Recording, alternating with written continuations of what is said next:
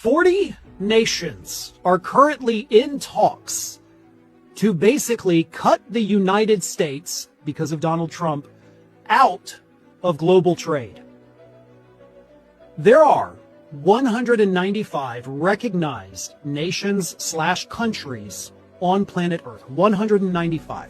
40 of them, led by Canada, banding together to just cut out the United States. So more than 1/5 of the planet working on a way to not have to deal with the United States anymore. This includes our neighbors to the north, Canada, our neighbors to the south, Mexico. This includes the European Union and the United Kingdom. This includes major Asian countries like Japan. According to these reports, and again, this is kind of all being, spearheaded by Canadian Prime Minister Mark Carney, what they're trying to do is avoid all of the tariffs that Donald Trump has put in place on everybody. And then, of course, they have typically had to do reciprocal tariffs, so everything for them gets more expensive because they're dealing with the United States. So all of these nations have gotten together and said, wow, dealing with the United States is expensive and it's costing us business. How do we get around that? And their solution is, well, what if we all just trade with each other and not these idiots? And that is currently what they're working on. So instead of relying on the U.S. market to sell their goods, they're going to just start selling to each other and open up new markets that previously hadn't been there.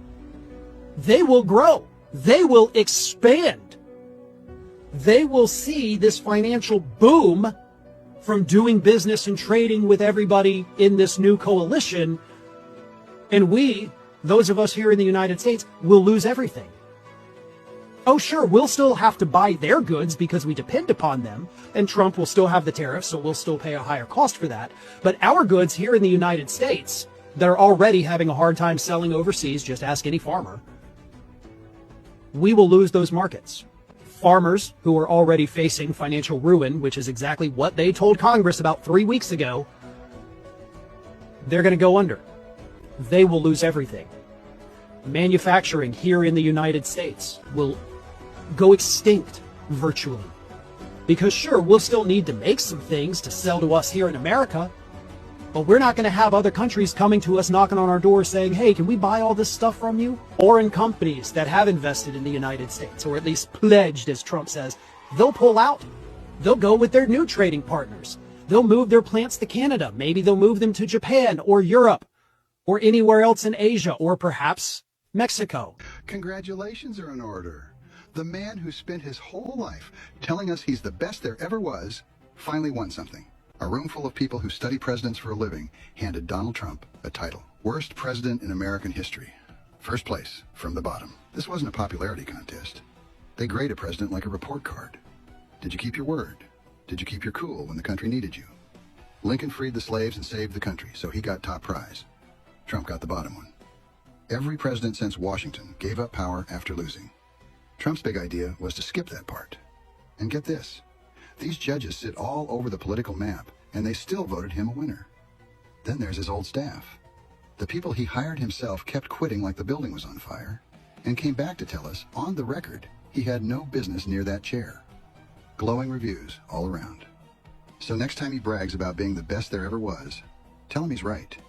He took home the gold. Dead last of them all. He'll never win the Nobel he keeps begging for, but he'll always have this honor from America's historians. LeBron is racist. What he's trying to do is get attention from LeBron James. See, the nigga's stupid. I think his mama purposely dropped the ugly little motherfucker when he was a baby. He doesn't know LeBron James. So Donald Trump likes to fuck with black peoples because they be having all the white women. LeBron James admits he didn't always trust white people. It took me a little while. Right. To kind of adjust to it. When I first went to high school, I was like, I'm not with white people. Right. Like, cause I was so institutionalized growing up in the hood. It's like, they don't with us. They don't want us to succeed. The hierarchy, and then we're here. Like, matter of fact, we're underneath this chair. Yeah, hey, fuck Donald Trump. It's forever fuck that demon. To any white worker who's legit, it's forever fuck that demon when it comes to Trump. Trump's about a racist bitch, and anybody giving LeBron James a bad time because, oh, he grew up not liking white people, can you blame him? If you don't get it, you're either a bigot or you're not even capable of understanding it, so it would be pointless to explain it.